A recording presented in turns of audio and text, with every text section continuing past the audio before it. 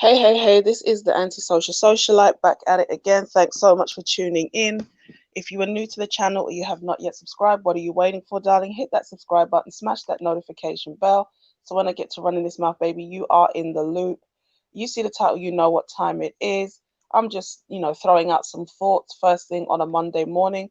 Shout out to all the pick me's because it is Pick Me Monday.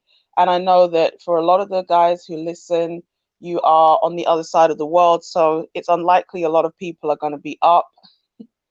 But salute to all of you catching this on the replay. I really appreciate you being here. Hit the like button, share the video with somebody who needs to see it. This is something that's been on my mind for a couple of days now. I did start to do a live stream when I was out and about, and my poor battery died, as is often what happens.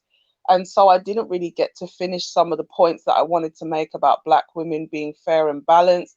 So I will touch on that. There's a number of things that's been on my mind recently about the whole manosphere and what we've kind of learned in the last few weeks regarding what Kevin Samuels has really been accomplishing. You know, putting anything outside of YouTube aside, because I generally try to take things at face value, because I don't know these people personally to really make a comment. You know, I don't want to judge, and I don't mean that from a thou shalt not judge perspective, but definitely from the perspective of can I really judge the character accurately to say anything? So I'm just judging the work. I'm not really judging anything else. And what I will say is, going back to the live stream that I started, you know, one of the things that's really hurt me about the Kevin Samuels video, and I think it's a wake up call that a lot of Black women needed, is we just are not raised to date. I was having a conversation with somebody online and they asked this question, but unfortunately I didn't see it. And they were asking, like, basically, why is it Black women just don't seem to grasp what their white counterparts, so they seem to understand. And I was saying, it's it's things like the way Black women are raised to view marriage. For example, we have shows like Say Yes to the Dress and The Bachelor and The Bachelorette. One thing you will notice about The Bachelor or The Bachelorette is that the girls that come on there, they come from a particular mold. They're all relatively around the same age, early 20s. They're fit, they're very feminine. They come through in these gowns and they look very elegant. They're very well polished. The men are often in the same range. I mean, I don't watch The Bachelor or The Bachelorette. I've got some, limited working brain cells. And to be honest with you, yeah, that's going to make the few brain cells I have that are still going malfunction. However, it is good for research purposes. It's very interesting when you look at the way they market marriage, who and what they pick. And one thing I always noticed about the girls that they invite on these shows, whether it's The Bachelor or The Bachelorette, is the age and the appearance. And I was thinking to myself, are there a shortage of Black people on these shows because Black people don't want to get married? Is it because they don't pick them, or is it because they don't have the right look? Is it a combination of all three? What is going on? Why there's predominantly white people and hardly any Black faces on these kind of, well, not Say Yes to the Dress. I've seen quite a few Black people on Say Yes to the Dress. But when it comes to competitiveness and The Bachelor and The Bachelorette, I find that, every time I look at it, there's hardly any Black folk on there. And, there are a number of reasons why Black people do not understand how to date, or Black women in particular. Number one, there's that institutional disrespect for the Black man that means Black women do not value having a Black man in their life. If you're raised in a household without a Black father or a solid Black man, you're not going to see the value or the importance of actually having a man around. Most of what we are, a significant portion of our personality, is formulated in, the first 7 to 9, maybe even 12 years of life. And it's heavily influenced by the examples that are set for us. So if your household doesn't have a father in it, and if your mother is like juggling two jobs to keep, the bills paid and a roof over our heads and things like that, you know, you're going to learn that a woman can survive with her kids without a man. And as a result of that, you're more likely to replicate that behavior simply because that's the example that was modeled for you. This is why they say that children that grow up in a single parent household are more likely to become single parents themselves. They're also more likely to become teen parents. Now, again, it's a number of factors, things like neglect. Children want love. Girls are likely to want male validation that they should have got from a father. And because they're not getting it, but they're also coming into a time where they're getting sexual attention, they conflate the two and, equate sex with love, or think that they can bargain love through sex. They can use sex as a currency in order to gain the love that they're lacking at home. Okay, and then obviously they're not mature, so they're more likely to be irresponsible, and so they're going to end up in the single parent situation, the teen parent situation, yada yada yada. A next thing is how Black women talk about marriage to other Black women. Like I've said before, a lot of times Black women don't sit their daughters down and tell them that life is really hard. Like, I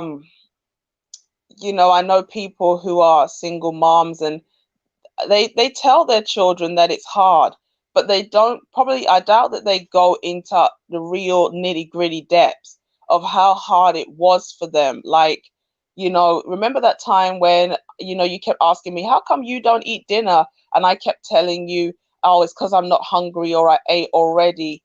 And it's like, well, actually, it's because I only had enough money to buy food for you guys. A lot of the time I went hungry. Now, I'm not really saying that that's something that someone has personally told me, but we know that there are times when, if you're in a single parent situation, that, parents have to make decisions about bills or food, or how much food, or whatever, whatever. And a lot of the time, I don't think Black mothers really, who have been through a lot of hardships, they reflect and tell their children the honest truth about how difficult of a struggle it was. This is why I think a lot of Black women don't really see it as a big deal, because in their mind, it's just normal. I mean, my mother made it, my granny made it, da da da da da. So what's the big deal? You make it somehow, and it's like, there's, it's like there's a third class degree and there's a first class degree. Yeah, both of them are a degree, but I think a first can open more doors than a third, right? And it's like, can you be a mother where the kid makes it to adulthood, or can you be a mother where they're eventually a CEO of a big company? Now, we know there's people who come from poor backgrounds, and they worked hard and they got out of the poverty and blah blah blah. But the reality is this: a lot of people don't move and jump economically like that, because it's about the framework and the groundwork that's established during childhood. If you come from a impoverished background where, you know uh, we can't afford it, is the mantra of the day. Like, can I go out? No, we can't afford it. Can I go on the school trip? No, we can't afford it. I need something to eat. We can't afford it. Can I have this toy? No, I can't afford it. It's like, that's your mindset. Your mindset becomes geared towards almost poverty. It's like, even in adulthood, you're thinking, I don't know if I can have this. I don't know if I'm entitled to this. The way those first developmental years are framed significantly impacts who we become in terms of our personality. It significantly impacts how we view ourselves, our sense of self-esteem and self-worth. It's all connected to upbringing. And so when you have children being raised in abject poverty, lack, fatherlessness, it does impact how you see yourself, including how you view relationships. And so when you have Black girls being raised in households where they're more likely to be raised in single parent households, they are more likely to be raised without fathers in the home. they're more likely to be raised with this notion that education is more important than relying on a man. And also certain things like a lot of people, we look at white people and say, some of these white people do some really weird things. But to be honest with you, is it really that weird? And one of the things that's been on my mind a lot for some reason is how white people don't mind letting their children date at a very young age. And like the boyfriend or the girlfriend is coming over to the house or even sleeping over. I mean, like the prospect of me having male friends, not boyfriends, just male friends, was a huge problem for my mom. And as a result of that, I didn't spend a lot of time with boys. And then it's like if you're trying to have relationships with guys, it's going to be quite difficult because you're not raised to understand how guys operate.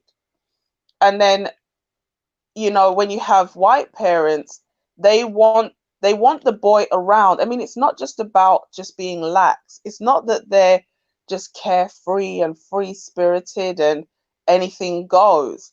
It's quite a smart move because number one, you don't want let's just stick with daughters because I'm speaking a lot on black women's and as a woman, da da da da da.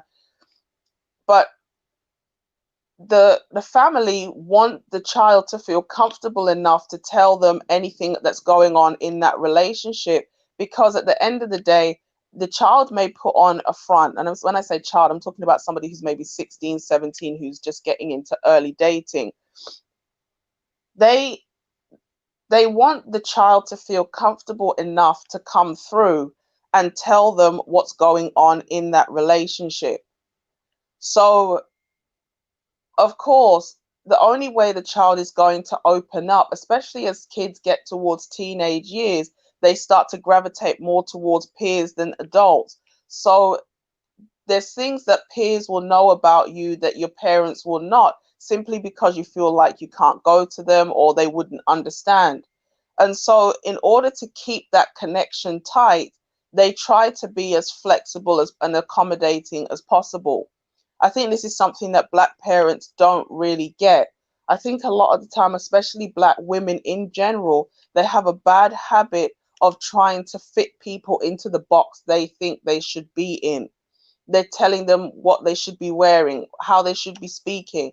I think it's just overbearing and very controlling. And as a result, people either drift away or they become their wings become clipped because they're not able to fully express who they are as people. Now, I'm not about free spirits and just everybody do what you like. You can do whatever you like. It's like, no, you can't. But at the same time, we're not manufactured dolls where we all come off a production line, and if I don't fit into this mold, then I need to be rejected. There is room for growth and change. And you know I mean, for example, I'm quite an introverted person. Okay.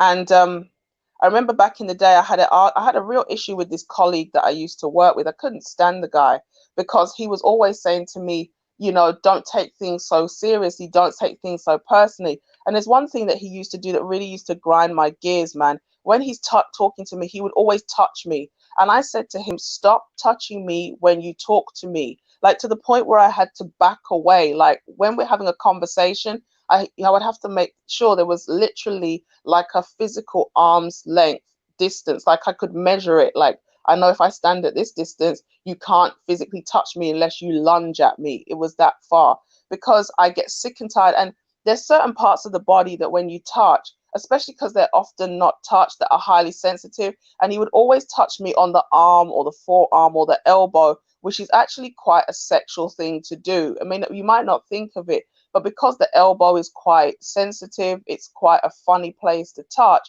It was really weird and creepy when he kept doing it. And what really annoyed me was the fact that I kept telling him, I do not like it, do not do it. But he still kept doing it.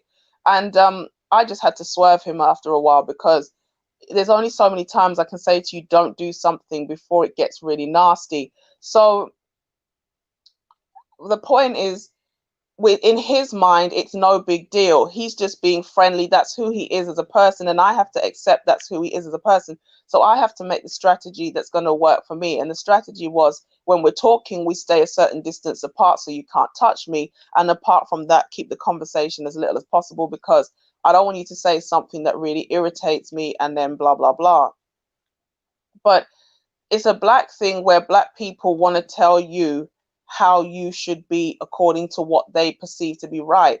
Now, don't get me wrong, we all have to grow and evolve, and maybe they have a point, but some people are just a certain type of way.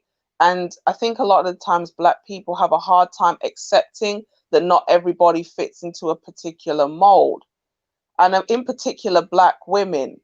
Okay, so when you have black mothers who are like, this is how it should be, they're very rigid with it, it can stifle your personal development, because they're trying to make you into something that you're not.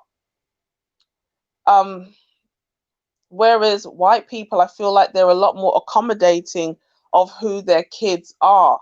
They just let them be who they are. And as a result, they develop the social skills necessary to have functioning relationships. Now, going back to the whole thing about having the boyfriend or the girlfriend sleep over, not only does that keep the boyfriend or the girlfriend close enough that you can monitor them, what it also does is it gives the child, while they are young enough, while they, young enough to be able to make certain social mistakes, the opportunity to make those mistakes while they're not particularly detrimental. As we get older, our mistakes have a bigger consequence. You tell a lie, or you miss a deadline, or you do something as a child, okay, it's heartbreaking or whatever, but it's hardly the end of the world. Do that as an adult, and maybe that's your house. That's your business failing, or I don't know, you could end up in court, you could end up in serious trouble. So black people develop too late. I've said this before. A lot of the things that other ethnic groups are practicing and preparing in terms of the future, black people are not focused on those things. I was talking to somebody again in the comment section, and they're like, 30 is young. Well, 30 is young compared to 80, but 30 is not the new 20. And what we actually find is, when black people have this mentality that I'm forever young, I don't age like other ethnic groups. The darker the skin, often the better the skin ages, and blah blah blah. What often happens is black people delude themselves into thinking they have more time than they actually have. And this is a problem, because, and I haven't really got into the conversation about the manosphere, because I want to touch on some points to do with Danica and Donovan. Again, just throwing out some of my thoughts on that situation as to why Donovan picked Danica, and it kind of ties into the manosphere thing. Say, for example, the average person lives to 80 years of age. All right, 0 to 80 timeline. The best part of the first 20 years, you are not doing anything much with your life apart from going to school. Because what can you do under 18? You can get a part-time job, you can do some volunteering, you can do some, apprenticeships and things. So, but it's limited what you can really do. Okay. So how many years does that leave? 62 years. By the time most people are 60, they're not excited about working their behinds off. Okay, they want to start slowing down. They want to start thinking about their retirement. They're getting close to retirement age. Maybe their health is failing. They've got other commitments. If they have children, maybe they've got to help with grandkids, so their time is limited. So by the time you get to 60, let's just say 60, you want to start slowing down. Okay, so we've chopped off the first 20 years practically, and the last 20 years. So what are we left with? 40 years in between. All right. Oh.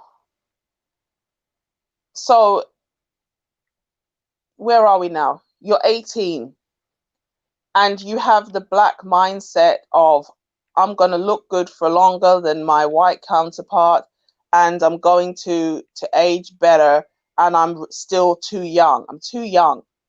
All right. So you get to your early 30s now, and what happens? You suddenly wake up and realize you're running out of time. Okay, good. So you're in your early 30s. What's that? 18 to, let's just say 30, 12 years. What could you have accomplished in 12 years? Even if you save like £1,000 or $1,000 a year from the time you were 18, you would have had $12,000, which is a deposit for a house. You could have bought a car. With that $12,000 or £12,000 that you saved from the age of 18, you could have started a business, because it takes about 10 grand to start a business. You could have bought a car, which you could have used to Uber. You could have used to do Deliveroo or whatever it is. You could have done Amazon. You could have worked for UPS. With that, even $1,000, you could have bought a little crappy banger that could have got you from A to B. All right. Which would have meant that you could have saved more than the 12 grand because you're working. All right. Like I said, you could have saved up the deposit for a house so you can get on the property ladder. You could have actually just left home and got a mortgage, because if a mortgage and renting are roughly the same price, you're probably better off to just get the mortgage. And by the time you get to about 30, you're halfway through your mortgage. I didn't even want to press this. You would have been halfway through your mortgage, which meant you could remortgage the property, or you could, transfer the mortgage to a bigger house. When you get married, you can start climbing up the property ladder, or whatever. You can be paying the mortgage and living, sublet it basically. So if it's a 2-bedroom or a 3-bedroom property, or a 2-bedroom property, you make the lounge into a bedroom, you turn it into 2 rooms for lodgers. You live in one of the rooms, and your lodgers are paying the mortgage for you. You provide them with affordable accommodation, and they end up paying off the house for you. So by the time you reach 30, maybe the mortgage is paid. Because if you say the mortgage repayments are the mortgage payments are $100 a month. I don't know, that's a bit low, but let's say that's what it is. All right. And you're charging each of your lodgers, no, $100 would be too low. Let's say the mortgage repayments are $400. Let's make it $100 a week. And then you're charging your lodgers $250 a month, all bills included. If you pay your mortgage and then you take the money that your lodgers pay you, say that's $200, which is $500 a month on top, you halve the time it takes for you to pay for that house. So by the time you would have hit 30, if you started at 18, you have a house. That is an asset. That's something you can leave to your children. And obviously, once your lodgers are gone, or you could keep them, now the house is paid off, they're paying their rent to you, but all you're paying now is for utilities and expenses. Now you can save that money. You can either use that money to buy another property. You can fix up the current property. And once the lodgers move out, obviously just fix the property up. You can sell it, flip it. Now you're a property developer at 30. Why am I saying all of this? I'm not going to just ramble on about it, but the point is this: the 20s are not the new 30s. And a lot of Black people feel like, I can just F off my whole 20s because I still look like I'm 20 at 30, which means I can just keep going, wasting time. What other ethnic groups understand is the importance of time. the importance of not wasting your 20s just bumming around. Okay, thinking that the only thing that's important is weaves and and going out partying and stunting with nice purses. And I'm not against people having nice purses. I'm not against people having nice things and enjoying their life. You only have one youth, so why not? But at the same time, alongside enjoying your youth, there should be a plan. And a lot of Black people do not have plans. They just willy-nilly with everything, which means that they wake up one day, and this is what Kevin Samuels's live streams are really proving, that women are waking up way too late, and they're finally coming to the realization that when they should have been settling down and finding a mate and working on themselves in their prime, they were wasting a lot of time with the wrong men and doing the wrong things. So that was kind of what I wanted to say in that last video regarding women having realistic standards, and I can't remember what I called it, like just Black women being realistic. Because what's painful is these same Black women who waste their 20s will go back and tell other women that it's okay to do the same thing, because those women have never come to the realization of how much time and money they actually wasted.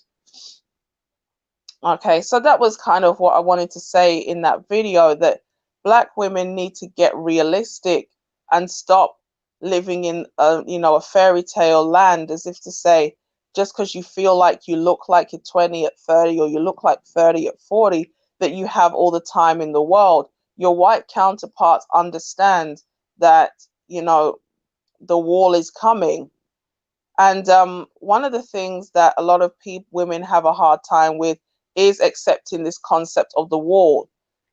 Are we saying that if you're a quote unquote post-war woman, you cannot get a man, or you can't find love, or you just got to go and live in a house with other women and cats?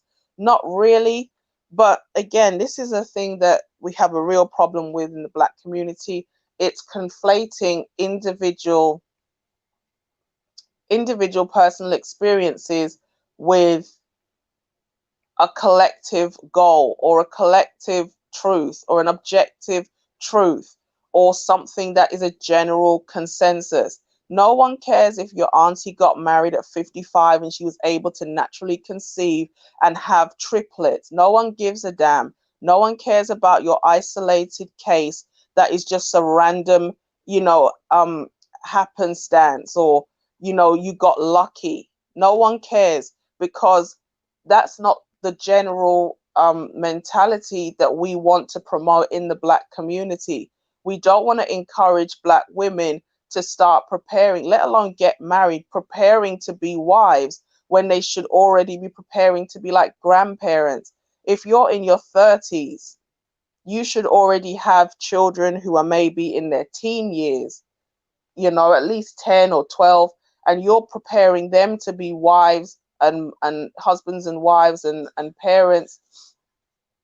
And then as a result, you're also preparing yourself to be a grandparent. Instead, you've got people trying to quote unquote level up at 30 and 40, trying to figure out what it means to be a feminine woman, when you've already had kids and been around the block 100 times. I mean, it's depressing at times to think that this is where Black women are at, and they run around talking about being goddesses and queens. It's like, I'm really sorry, I'm not a royalist. I don't even know what the hell the royals do apart from wave and cut ribbons. But as bad as it be, you might not like the queen, but you can't really say a bad thing about her. She's very demure. She's very the way she presents herself is I wouldn't say mature. How can I say? you know, she conducts her business with class, and she makes sure that everything is in order. She handles things very well in a very diplomatic way. You know, she has the elegance of a queen, not just the title. And this is why, you know, I don't want anybody calling me a queen, because I think it's just a pointless title. And I also don't understand why black women value the title of being called a queen so much, but they're not actually doing any queen like stuff. You know, it's not enough to have the title. You've actually got to have the actions that go with it. And a lot of the time, that's all black people want. They want titles and platitudes, but they don't actually want the work that comes with the title. So there's no point having mystical femininity and all of these sayings about queen and goddess and all this nonsense. And then if you're a goddess, why does your community look like this? If you're such a queen and you're doing such a great job, why does the community look like this? Okay, you're a bit of a rubbish queen then, aren't you? Doesn't make sense. You know, the Queen of England, like the royals or loathe them, you know, you can't fault the queen for running her show well. As bad as thing be with all of the dramas, the ups and the downs, Diana, you know, Charles cheating with Camilla and yada yada yada. The queen has handled it all with poise. So she has the elegance of a queen, not just the title. But a lot of black women, they like the title of queen, but they're not really about queen business. So that's a mentality that black people need to get out of. 30 is not the new 20. And in those 12 years that you played around, you could have accomplished a lot of stuff that would have enabled you to have the legacy and the generational wealth that's the new buzzword. You know, you could have had all of those things. But because black people's mentality is not right towards their time frames, they end up missing out. So that's that bit. You know, next thing, the whole, why did Donovan Sharp single out Danica instead of some of the others? I really appreciated that Obsidian went and looked in through the his content. I actually went myself to have a little look and see what it was that who he had done videos on in terms of female content creators who talk about red pill and manosphere concepts. Um, and it's true, I didn't find anything either. Now, one of the women that I expected him to make a video on was this chick, Nola girl. You know, she's not. I'm not keen on her. Okay, I don't fancy her content at all. I don't fancy her as a person. You know, and that's to do with the fact that it's to do with the fact that, you know, let me just be real. I felt like she she feels like she can maybe throw shots at black people because she's married to a black man. Okay, there was something that she said in a video that I didn't fancy at all. And as a result of that, I was just turned off. All right. But if anybody was going to kind of compete with Danica in terms of the urban female dating coach for men, we have to admit it's Nola girl. Donovan didn't do a video on her either, or a rebuttal. Now there are a lot of men who have white men who have made videos saying be wary of Nola girl. But in terms of black men, I think a lot of black men support her as well. But Donovan is over in the white sector of the manosphere, okay? And the reason why the black manosphere, I believe, evolved is because there are issues that black men face that is unique to black men. Because as much as white people don't want to accept the concept of white privilege, or they don't like the idea of them having white privilege, if you ask a white person to change with a black person, they're not going to do it. Okay? No matter how much they bow, no matter how much they scream Black Lives Matter and protest and walk the street and put things in their window and everything, blah, blah, blah, they are not going to say, if I could wake up tomorrow and be a black person, that's a deal I want to take. You know, they're not doing it because whether it's conscious or subconscious, they know that their white skin opens certain doors for them. And this is where the difference between the black manosphere and the white manosphere comes in. You see, with white people being the dominant group in society, and a lot of things open to them because of that, the white manosphere is about restoring white masculinity in order to maintain the position of dominance. Whereas the black manosphere is about not just restoring the black man's masculinity, because although in the West it's heavily influenced by feminism, it's heavily influenced by gynocentricity, the white community is not as matriarchal as the black community. So what's the difference? A gynocentric environment is one where everything is about pandering to women. Okay, this is why you'll see something come up on the news and you have a male and a female broadcaster or whatever, and the when the when something comes up that is kind of how can I say it? When something comes up that is disparaging to women, you can often see the men know that the woman is wrong, but he daren't say it or he daren't press the issue because he knows that's his job.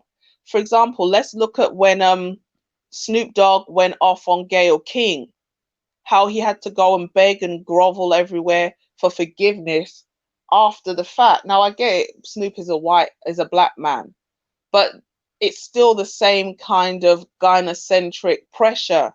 Because he's a man, he's not allowed to express any kind of criticism against a woman.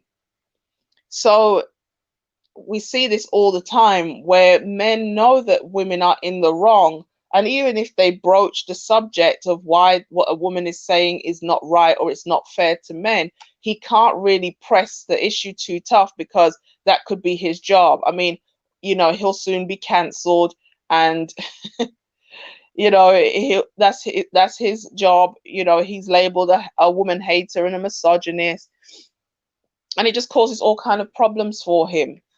So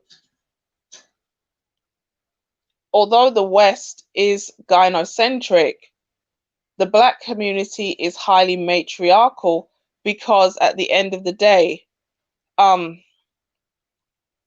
families of black people are very much governed by women. They're very much governed by women. You know, generations of females, whether it's your mother and your grandmother, but there's no men in the house, there's no fathers, and you know, the sons are beholden to the women. And so the men are groomed to be subservient to women. So just counteracting that matriarchal mindset in and of itself is a huge undertaking for the black manosphere, because you cannot build a community if you don't have strong men. So when it comes to the white manosphere, the goal of the white manosphere is really to help white men understand their masculine role again and to feel like it's okay to be a masculine man. When it comes to the black manosphere, there's partly the same goal, but it's also trying to break that matriarchal programming where you're kind of worshipping black women as queens and gods. That's the difference, because if you view women as the font of all knowledge, and you know, a black man couldn't be anywhere if it wasn't for a black woman, then even when the woman is saying or doing the wrong thing, a black man will find it hard to challenge what is being said, because he's so used to listening to Big Mama. He's so used to viewing every woman through the lens of his mother that he doesn't want to challenge. He doesn't want to challenge her because he's frightened that he may end up being perceived as a misogynist or something. Or he doesn't know how to function in the position of leadership. Like, you often hear black women saying, we want men who will lead.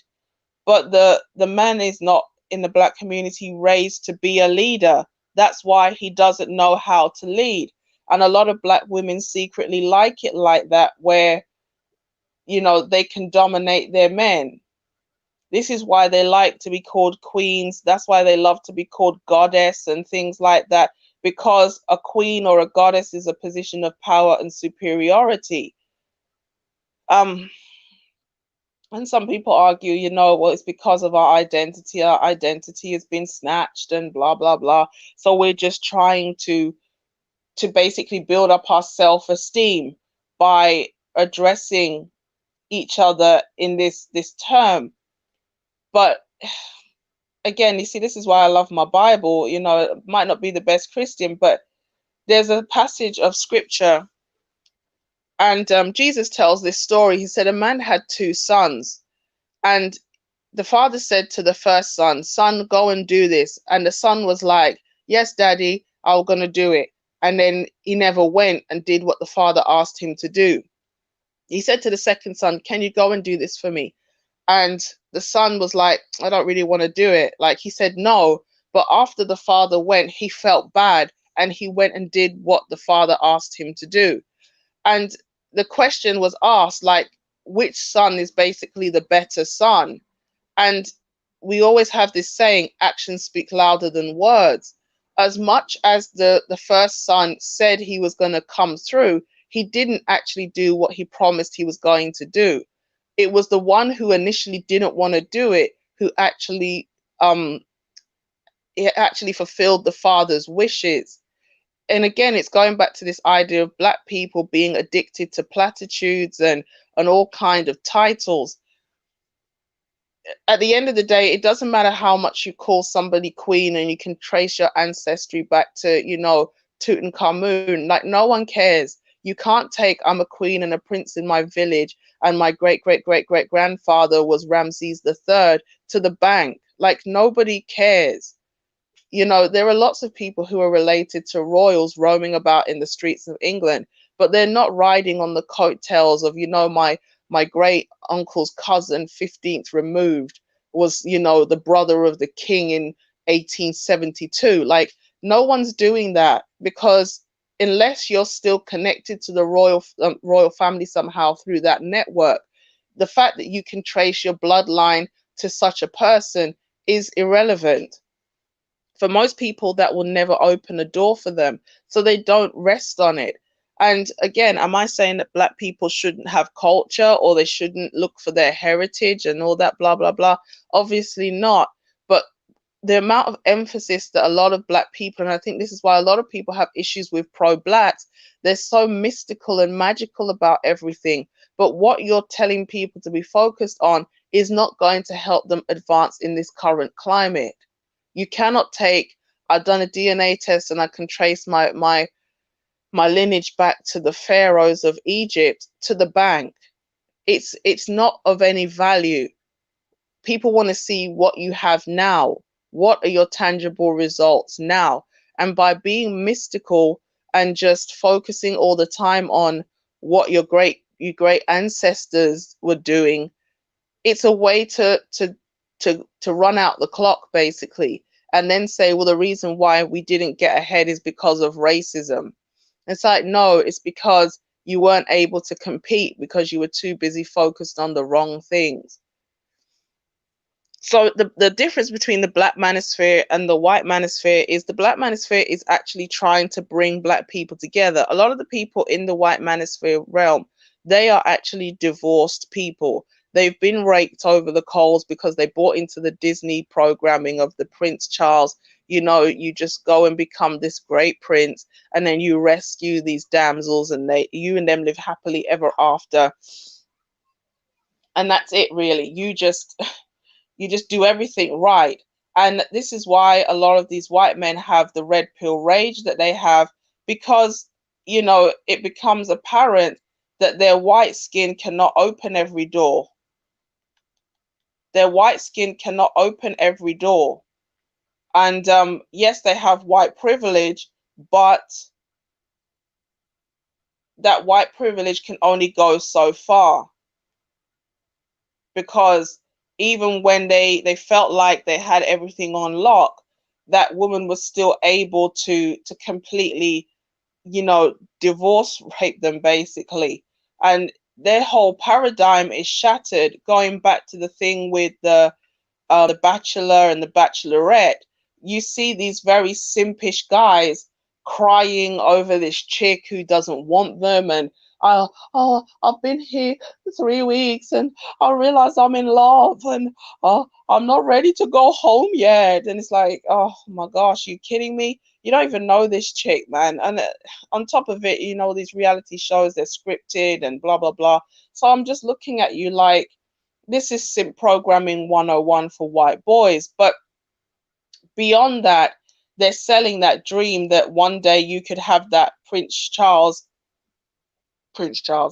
Charming, Disney princess, happy ever after. You notice that Disney movies often end with this, and they all lived happily ever after. And it's like, no, the wedding is not the finish line. The goal is not to get the dress and the big cake. Once you say I do, that's when the real work starts. That's why a lot of these shows, apart from Marriage Boot Camp, they don't really talk about staying married. They only focus on getting married. Because if people get married but don't stay married, that's a lot of business for various people. It's a lot of business for various people. You've got divorce lawyers, you've got, people who are um living in two separate homes. You have people who are um oh my gosh. You have people who are living in two separate homes. If you've got kids together, that's two separate sets of birthday presents, Christmas presents, or whatever religious holidays you celebrate. You've got two sets of utility bills, whatever. You've got a lot of money to be made through helping people to get into relationships and get married but not stay married. So the white manosphere is not battling matriarchy. Yes, it's battling gynocentricity, but not matriarchy. Whereas black men are kind of born and raised still attached to their mother through some type of invisible umbilical cord, because they're raised a lot of the time without fathers, and they're raised to venerate their mothers. They're raised to see their mothers as all knowing and all good, and women can do no wrong, and blah blah blah. And that programming needs to be broken so that black men can actually be productive. Okay, this is why if you have black women who are in denial about the matriarchy, or who deny how the black woman creates a lot of the black men that she complains about, I cannot take that person seriously. Any black woman who is talking about overthrowing white supremacy, but then doesn't talk about addressing the bad behavior of black women, that person cannot be taken seriously. Because at the end of the day, black women raise a lot of these black boys. And so, the black men are a product of her upbringing. They are a product of the narratives and the example that she set for them. And black women who don't want to acknowledge how their choices impact the way their sons develop is a person who is intellectually dishonest. So, I don't want to hear any black woman on social media talking about overthrowing the system. Here we call it more like the system. We don't really use the word white supremacy. White supremacy is the skinhead people who run around, with like swastikas on them, but or white nationalists or whatever. But here we just call it the system, which is, institutional racism. I don't want to hear black people talking about institutional racism, male or female, if at the same time you're out here still venerating women. Because if women for decades have had power and control and they still haven't been able to really accomplish anything, clearly whatever they're doing isn't working. So what's the point to keep on doing it?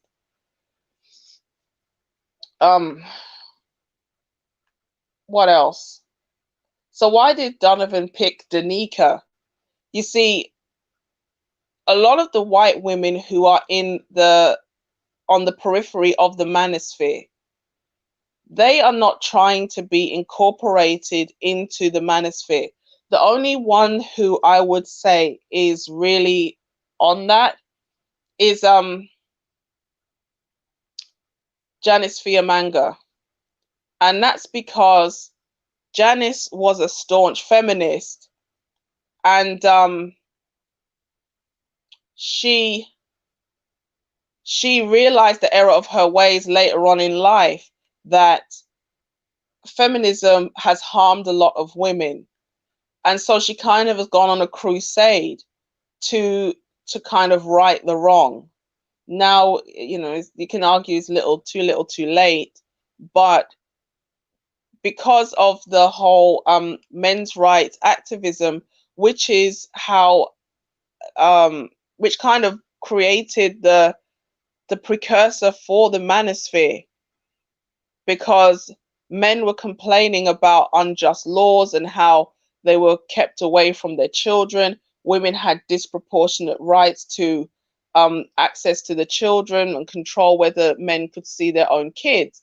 And I remember years ago, there was a news report, a couple of news reports of white men who were dressing up as superheroes, climbing like the Houses of Parliament, saying that we are dads and we want rights to see our kids. And I was like, you mean to tell me there are women out here who can stop a man from seeing his child? I was just like completely oblivious. And that was like the men's rights movement. And from partly to do with the men's rights activism, MRAism, things like MGTOW was born, because men realized that they didn't have as much control and as much autonomy as women. They didn't have as much power, but they were expected to have a lot of responsibility. Now you have women out here who are very critical of the manosphere, black or white. They're not excited by that, okay?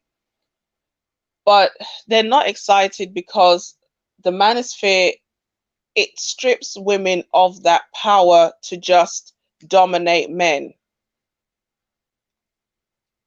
Okay. The manosphere is giving men validation that's not centered around women. Maybe a couple of months ago now, or a month ago, I did a video called men need to stop playing into the swag game. Swag in the black community is one of those concepts that really is not tangible and has no value, but it's kind of like WAP. Cardi B is basically trying to tell women that you have a high value because you have a WAP. And it's like, okay, well, apart from prostitution, can you take a WAP to the bank? No. Again, it's something that has no value, which black people are trying to assign value to it in order to give people who have no value. Drink every time she says the word value, right? And That's basically what it is. Swag and street credibility and game and all these kind of concepts are absolutely valueless outside of the Black community. And not only are they valueless, but they're also stuff that really is detrimental. Because when you, like, I was having an argument with somebody I know who was saying that they wanted to get one of these crazy, very prominent tattoos. And I hate tattoos on the neck. I can't believe people are putting tattoos on their face. As I've said in other videos, tattoos are not my thing. But, if you're going to do it, at least put it somewhere where when you need to cover it, you can. That's how I feel a tattoo. If you're going to do it, if you really can't be convinced not to do it, it should be somewhere where nobody can see it. When you're clothed, people don't know it's there. All this knuckles and lower arms and neck and now the face, to me is just absolutely ridiculous. Because yeah, all that looks cute when you're in the your body's in the northern hemisphere, but once everything starts to go south of the equator, you people can't even read what those tattoos say anymore. They're so wrinkled up. It doesn't make any damn sense. Okay, now when you're a young person and that's the trend, fine. But what's going to happen when you become older and you want to be taken more seriously? And this person was like, well, when you look at certain people like Mark Zuckerberg, they don't wear a suit. Why do I? I'm like, well, they have the privilege of white skin. They have connections. A lot of these people were not created in a vacuum. They didn't just luck up on a great concept. It's not what you know, it's who you know, or more to the point, who your parents know. A lot of these people come from privileged backgrounds, not just money, but the privilege to a network that they didn't have to create because it was mummy and daddy's network.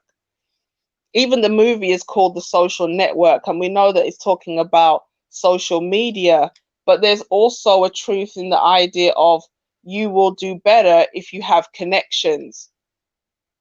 And that's something that a lot of Black people don't have, because everybody is hyper individualistic, because a lot of people are they're not coming from, with all due respect, there aren't enough Black people who are covering a lot of bases. Say for example, you have one Black, let's just say Black man. You have one Black man who's a doctor, one who's a lawyer, and one who's an accountant. And each of these men has children. Maybe the child of the doctor doesn't want to go into medicine, he wants to go into law. So the father, who's a doctor, says to his friend who's a lawyer, my son or daughter wants to go into law. Can you hook them up with an apprenticeship? Can you hook them up with some free training? Can they come and, shadow in your company at the weekends, or do a little bit of paperwork for you so they can get to grips with what being in a law firm actually feels like? The guy who's a lawyer says, yeah, and it's so funny you say that, because my son wants to be a doctor. So do you think you can hook them up? Like, what kind of schemes or programs are out there? What kind of is the best route for them to take? This is how one hand washes the other in other communities.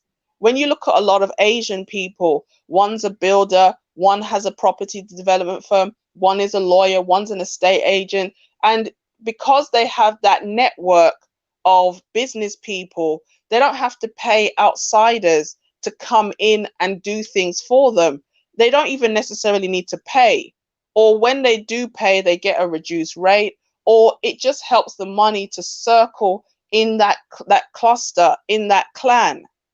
Black people don't have that clan mentality. And so as a result, they don't ever progress as a group. You cannot be an island and progress. And again, this is something important that Kevin is always talking about in the concept of being being part of a network. You have to be part of a network in order to really thrive.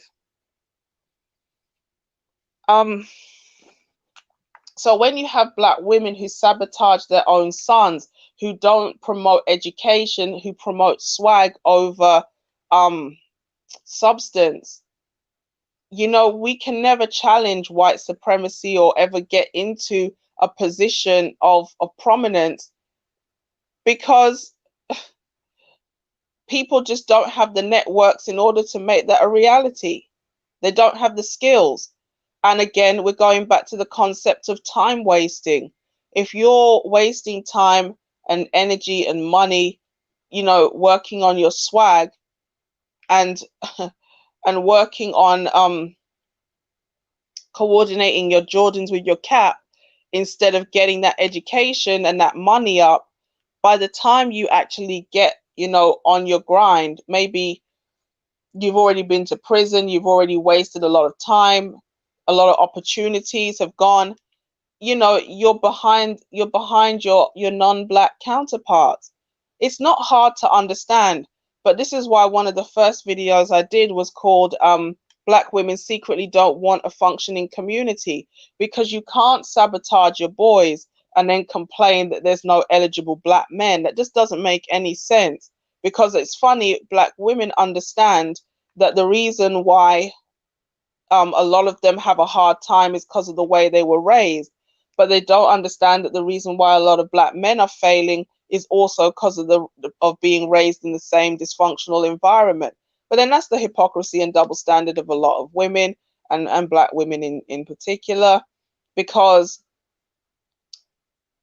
white women value men.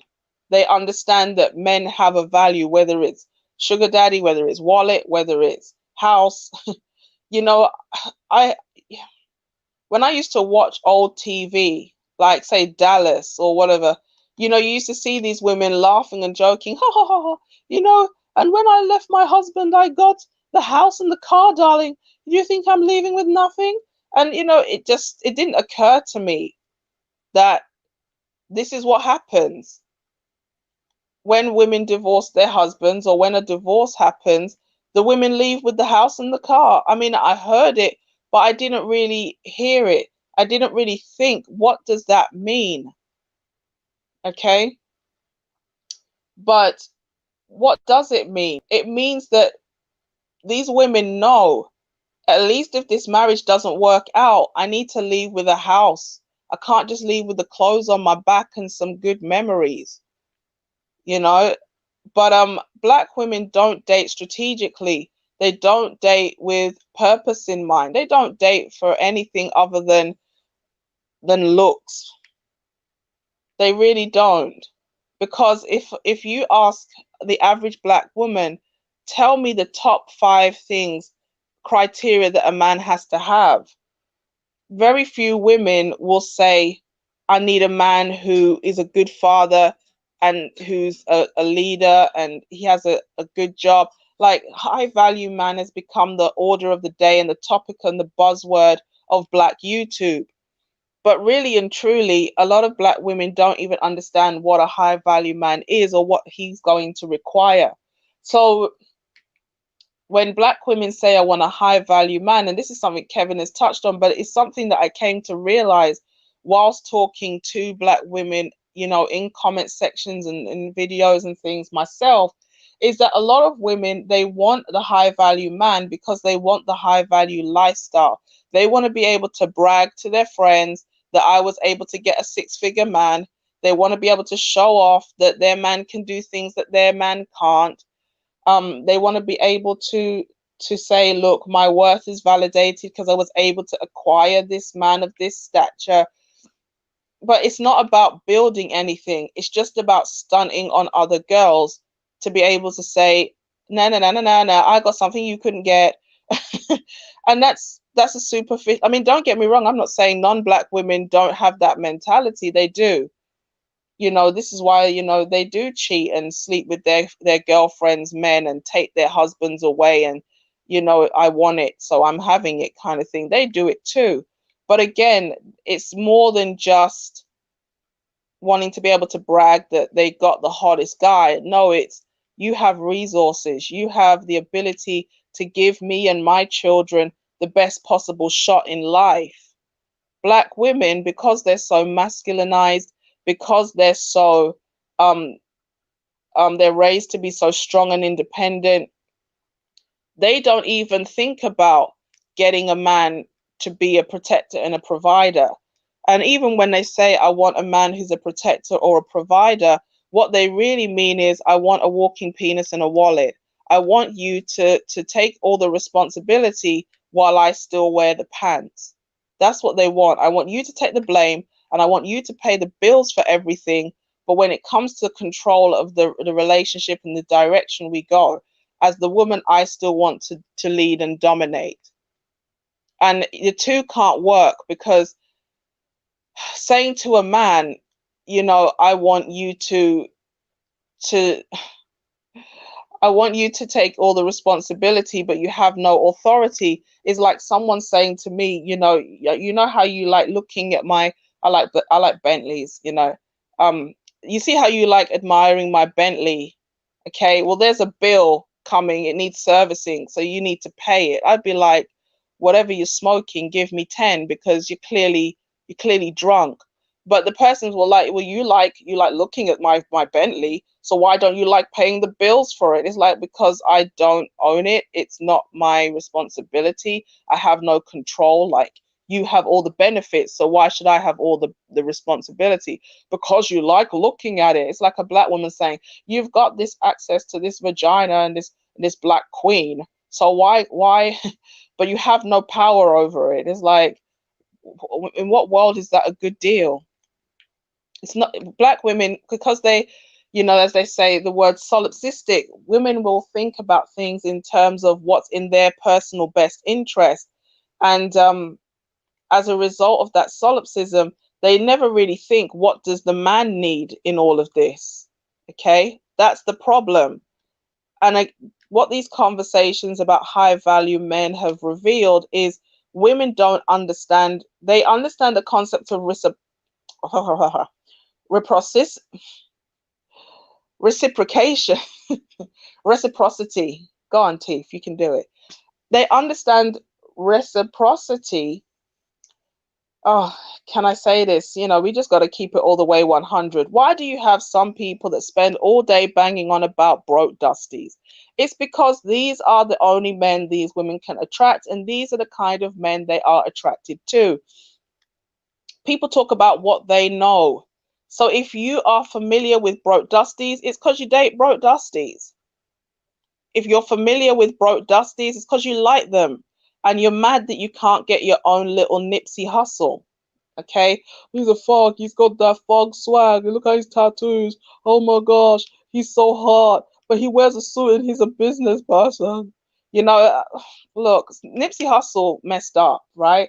And a lot of people, they're like, oh, you're a snob. You're an elitist. You are a white man in blackface. You are the white man of the black community. The black man is the white man of the black community. That is one of the most random statements I've ever heard in my life. Because for a black man to basically be equivalent to the white man, he has to have the same power and authority. And we know in the West, the black man does not. So to insinuate that black men can oppress black women the way a white man could oppress a black woman is hilarious. Even this Tommy Lauren business has shown that white men, when they're ready to pull the plug on your ass, man, that's your house, your car, your reputation, and everything. Tommy had to backpedal quick.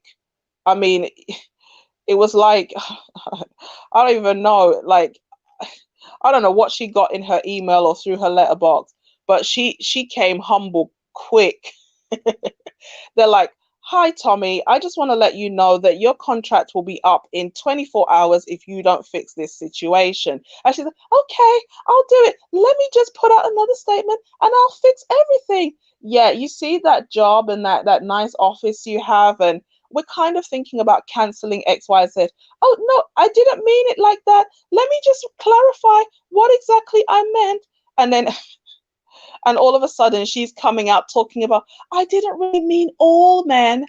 Tommy, you said 2020, what was it, 18 to 60? I mean, who's left?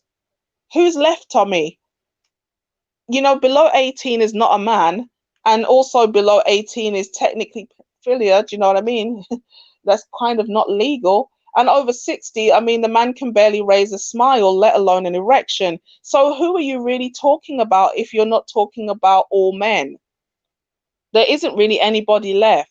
But she backpedaled quick because her men put pressure on her, and she got a lot of backlash, probably from women as well, because it was just ridiculous what she was saying.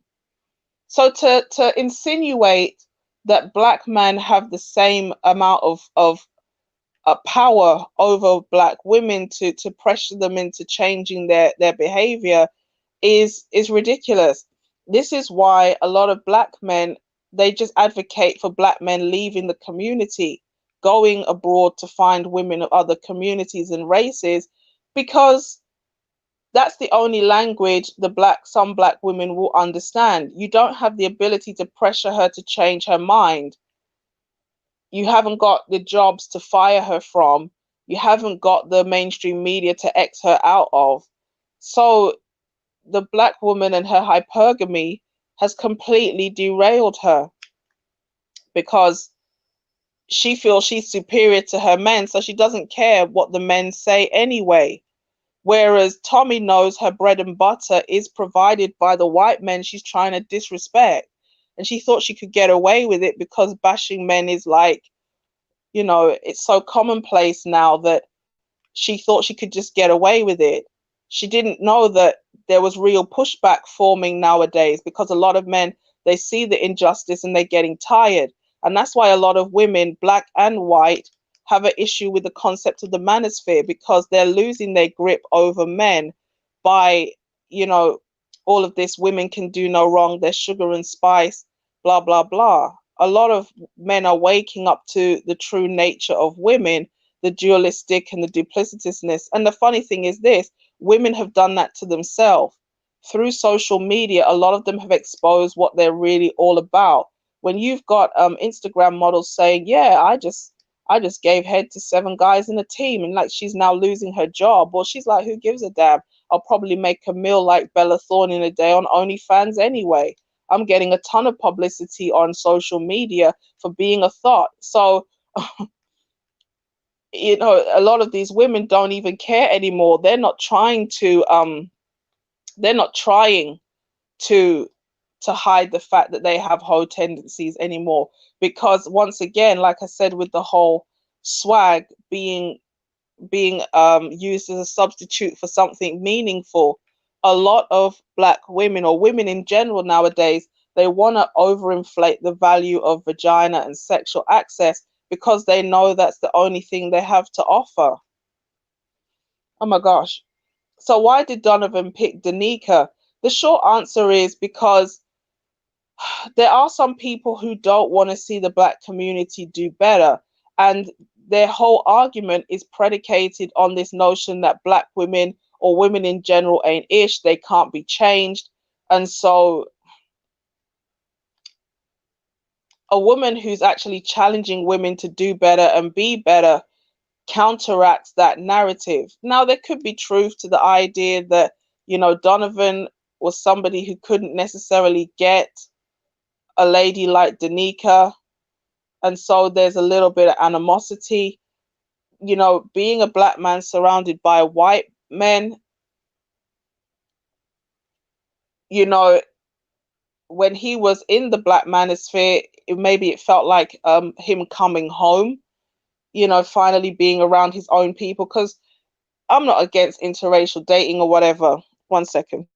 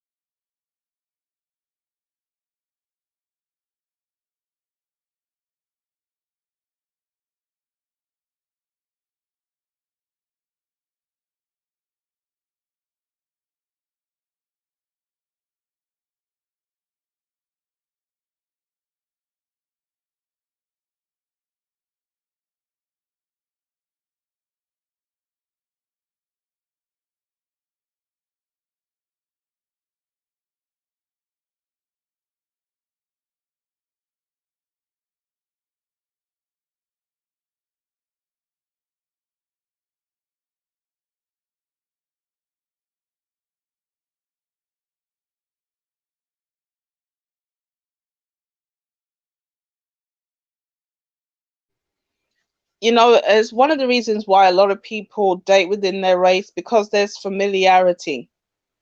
Okay, there's certain nuances about being around your own people that you can just identify and relate to. You don't even need words, they just understand. Okay, so as a black man being accepted by black men, and you know, some people will say that when no one was really giving Donovan the platform that he deserved because of his ability to write and things like that, people like O'Shea gave him an opportunity, and that's what really helped him to blow up. Okay, so when that kind of broke down, Donovan is kind of feeling like excommunicated all over again. So the idea of black women finally coming correct is is something that a lot of them don't want to see. They don't want to see black people united, because the whole message of certain guys, and let me say this, in every group there are fringe people. It doesn't matter what it is. From certain companies you have extremists, to certain religions, to certain, you know, movements. There's no, it doesn't matter what you're talking about. You're always going to have people who are very liberal, and you're always going to have extremists who take, you know, a very hard line. So this idea that only, you know, all MGTOWs and red pill guys are just angry misogynists and they just hate women, you know, that's rubbish. That's garbage. That's absolute garbage. The red pill is seeing the world for what it is, instead of the blue pill construct that you've been forced or led to believe is reality. For example, women can do no wrong. Women are inherently good. And, you know, if they do something that's undesirable, somehow it must be a man's fault, or it was just out of character. That's blue pill thinking. Red pill understanding is women are just as capable of doing shady things as men.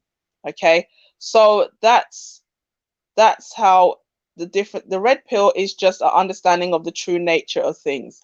That's all. And the reason why a lot of women are angry with the manosphere, or they're anti the red pill, is because they don't want to be exposed.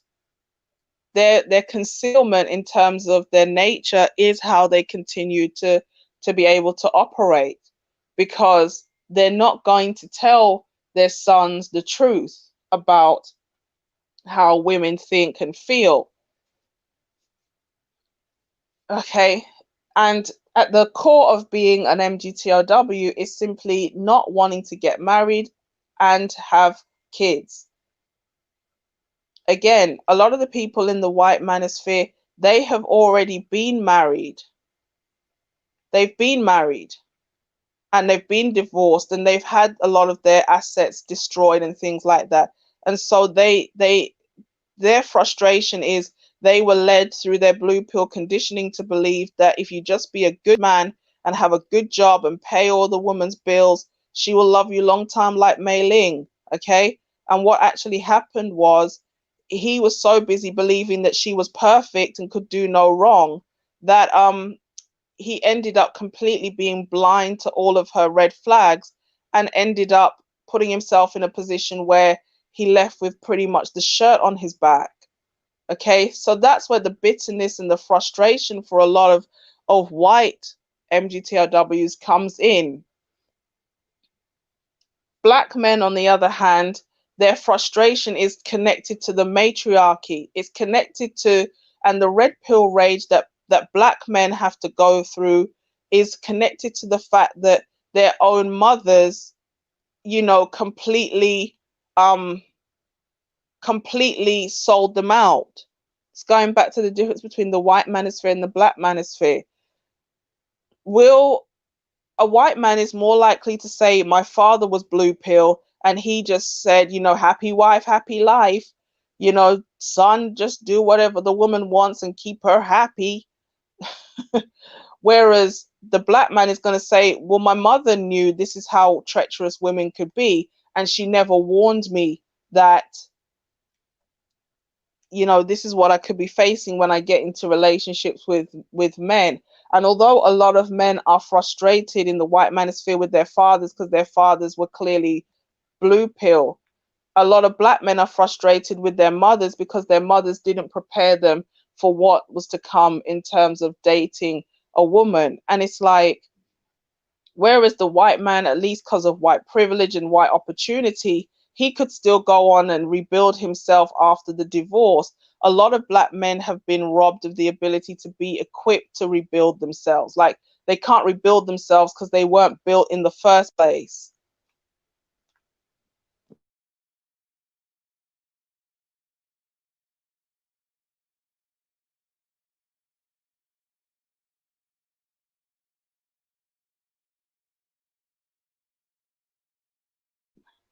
It's kind of like a double robbery, you know? They were robbed of the ability to be men and the ability to understand how women work. So even as adult men,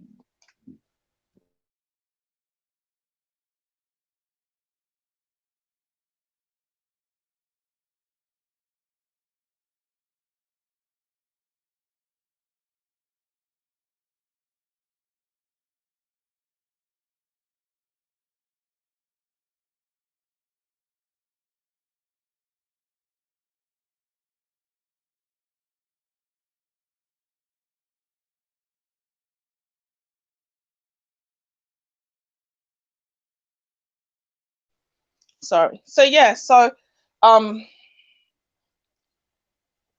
what was I saying? So, what black men have to counteract through the black manosphere is breaking free of matriarchy. And why is that so important? Because it goes back to what I said at the beginning of the video, to do with the way we are shaped as people is significantly impacted by the way we are raised. If we are raised, there's a connection to our primary caregivers. And so to turn your back on programming as a white man is one thing, but to turn your back on your own mother, which is something a lot of black men have to do, is completely different. Because at the end of the day, as a white man growing up in a household with a mother and a father, or with a lot of blue pill conditioning, he kind of has an idea about of female nature, but he chose to just believe the Disney Prince Charming lie. Whereas the black man, he feels completely betrayed by his own mothers. And that's obviously something that's going to be very painful to have to deal with. So when you have black women talking about the manosphere and talking about these men as though they're all just, angry, creepy misogynists who are still, slow killing themselves in the basement, it's just disingenuous, because that's not what's happened here. The red pill rage of a black man in the black manosphere is the fact that he has to contend against his own mother. He has to fight his own sisters to just make it to adulthood, because women do like to coddle people. They like to stifle and clip the wings of people. And as a result of that, it's like your growth is stunted. At least white people invest in their children enough to make them productive on a more general sense. And the society is set up to be more accommodating of white people. This is another thing I wanted to kind of get off my chest. I'm not saying I want this young man to be necessarily dead, but I don't understand why you're walking down the street with what looks like an assault rifle after you have shot two people dead and one is injured, and you are still walking. And then you have another man who's running into the car where he has children, and he's shot 7 times in the back to the point where he's paralyzed. I mean, you were trying to kill him, but you just have bad aim, okay? And instead of just taking him out, instead you paralyzed him. Please explain to me why. And I don't care what these men did. They didn't deserve to die or be paralyzed or whatever, in the way a lot of these police shootings have occurred. I mean, the guy is literally challenging the police. I don't care if you're walking with your hands up. You have shot two people dead. and yet you are allowed to walk free. I even hear like people are giving this guy glasses of water to sustain him. Like what like if ever there was a doubt that white privilege and prejudice in the police existed, there it is. You are literally walking down the street capping people and you have not been eradicated. There's no question of if this person has a firearm. Whereas with a lot of these other cases, it was implied that the person could have been going to get a gun, and that's why we had to neutralize them. This person is walking with a damn rifle strapped to their back. They've already killed 2 people. Why have you not taken this person out before they shoot somebody else? The person could just be walking with their hands up to lure you in to make you think it's safe. And then they just pull out another gun from somewhere or detonate a bomb or something. You don't even know what this person is walking with. They clearly have intent to kill. Why have you not neutralized them? Oh, because he's a young boy. He's got his whole life ahead of him. And you know, he's white. He's white. Let it be a black boy who's clearly innocent, carrying nothing but maybe a broom. He would have been, you know, I mean, there wouldn't be anything left the way you would have lit him up. Let's just keep it all the way real. I just need to get that bit off my chest. I don't even know how that relates to the conversation, but I'm just like, when I saw the news breaking that this has happened, my first thought is, why is he still on his feet? How come he's still walking? You probably go into his social media, go into his Facebook, and you see all kind of far right activist posts and all kind of clues that he was dangerous, like a lot of these mass shooters and people who run up on people. Go into their social media and you find all kind of evidence that these people were planning to do something heinous. Oh, you know, it's just boys will be boys, you know, they're boys will be boys. Oh, you know, he didn't mean it. He's just venting. It's just all talk. You know, boys, they say all kind of things. They watch a little bit too much action movie and play video games, and then, you know, they just get these funny ideas. But you're not gonna do it. It's just harmless fun. And then the guy's walking out looking like Rambo with like a string of grenades round his damn waist and 2, 2 guns strapped to his back. And like, where you going? Well, I'm going to the park. Where you going? You know, I'm just going to the mall. I'm just popping into class. I need to get something. I just don't understand. But the mental breakdown that happens for white men when they realize their white skin cannot open every doors is just on a whole different level. But not all men in these spaces are like this guy who is disenfranchised or whatever. A lot of these, mass, whatever. A lot of them are just frustrated. But anyway, going back to the point, a lot of the men in the manosphere are frustrated because of the way they've been lied to and the fact that they have to disconnect from their entire upbringing because it was their own mothers who sabotaged their whole upbringing. So when you hear women talking about the manosphere, a lot of them have no understanding because they assume that because these men critique women, that they must hate women. It's not about hating women. It's about men feeling betrayed by their own women. But whereas in the white manosphere, they're not trying to save women, they're really just about trying to save men. The black manosphere actually is about trying to bring a community together. And some men understand that the way to save the black community is to focus on black men and boys. And so why is Donovan frustrated with Danica? Because Danica is actually being embraced into the manosphere. Janice Fiamanka is working with men's rights activists, but I don't see her on panels with, Red Pill or MGTOW men because they keep a very tight lock on that space. If you're a woman, you can observe, you're welcome to watch, but you're not supposed to really engage because this is a space for men to talk. And again, we see that matriarchal thinking in the black manosphere, where a lot of black men, they are very heavily invested in still interacting with women and getting the opinions of women. And so the ability for women to infiltrate the black manosphere is much higher and easier because of the way black men feel about taking cues from black women, because they're raised to take advice and take on board the opinions of black women.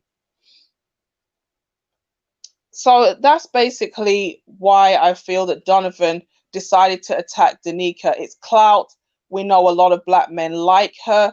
A large part of his rhetoric is women, all women are like that, AWOL.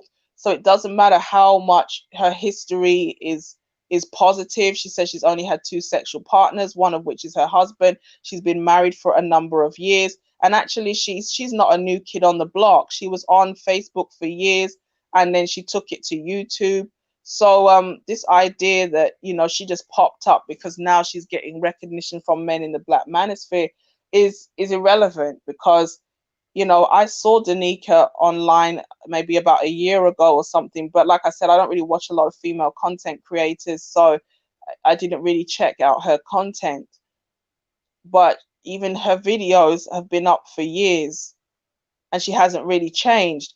I mean, I happened to glimpse Boyce Watkins uploaded one of her videos 2 years ago. So even Boyce Watkins is familiar with Danica as bad as can be.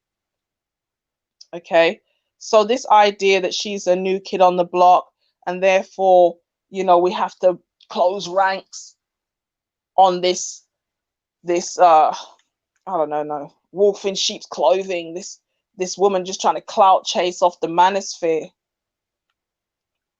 Well, maybe you're just trying to clout chase off the fact that she's becoming popular. And the problem with people like your Donovan Sharps, your I don't know if I would say Steve the Dean, your Crystalline Karazans, and all these people who like to talk about Blackistan, and these people don't want a community. That's why they don't want to see black men and black women working together. Who else? Again, I'm not even going to call too many names, but there are a few male and female YouTubers who make either colorism content or MGTOW content. They're black, but they have a mostly white rhetoric. They're not the people who want to see a black community. So you don't need to talk. No one needs to hear what you have to say about the black community. Because if you want to leave, that's fine. But just leave. Leave, go, and don't come back, kind of thing. Don't leave, but then stand on the outside shouting into the community. Why the hell?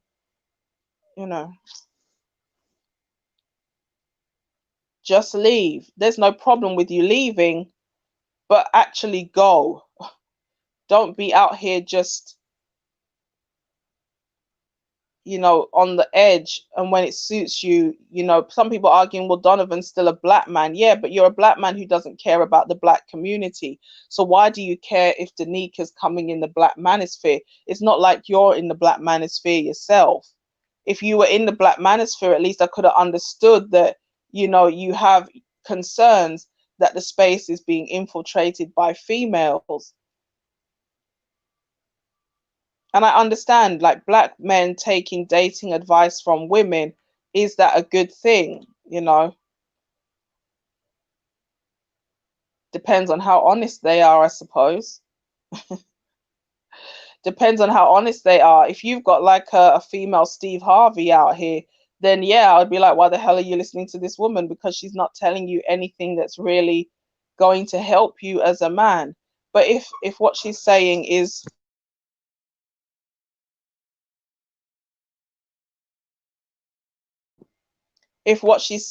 on point, you take it at face value and you keep it moving. No one's asking you to worship her. What the hell? No one's asking you to worship her. They're just asking you to take the information and run with it, just like you do everybody else. This is another thing that irritates me a lot about guys in this space. Like if the guy says two things you like, you take it, you know, you adopt that guy as a surrogate father 400, you know, sending money, sending this, sending that, you know, hanging off their every word. And not all the things that they say are actually even beneficial for you. Oh, and seeing as we're here, that's one of the gripes that I have, you know. It's great to see black men working together, but to what end? What is the goal of a lot of these channels? You know, some people, they just want knowledge. Some people, they want, I don't even know. For me personally, I'm just like, look, I just eat the meat, spit the bone, and kind of take things at face value, because we don't know who people are personally, and we don't know the motivation for what they do. The manosphere, and in particular the black manosphere, was created as a space where black men could actually be invested in and have an opportunity to get the kind of education that they didn't get from their fathers. It was about helping black men and black boys get on their feet. And that's the only way, if you want to save the black community, you're actually going to be able to save it, because black women are not going to do what's not in their personal interest. And so for that reason, there's no point to focus on trying to be cohesive with black women, because the black women do not have the community as their personal goal. They don't. Their personal goal is to do what they feel is in their personal best interest. There's nothing wrong with that if it's not harmful to other people. But unfortunately, the way black women are raised, it often is. So that's all I've got for this one. Thank you so much for tuning in. If you're new to the channel or you haven't subscribed, what are you waiting for, sweetie? Hit that subscribe button, smash the notification bell, share this video with somebody who needs to see it. Like, share, and subscribe, and I will catch you in the next one. Peace.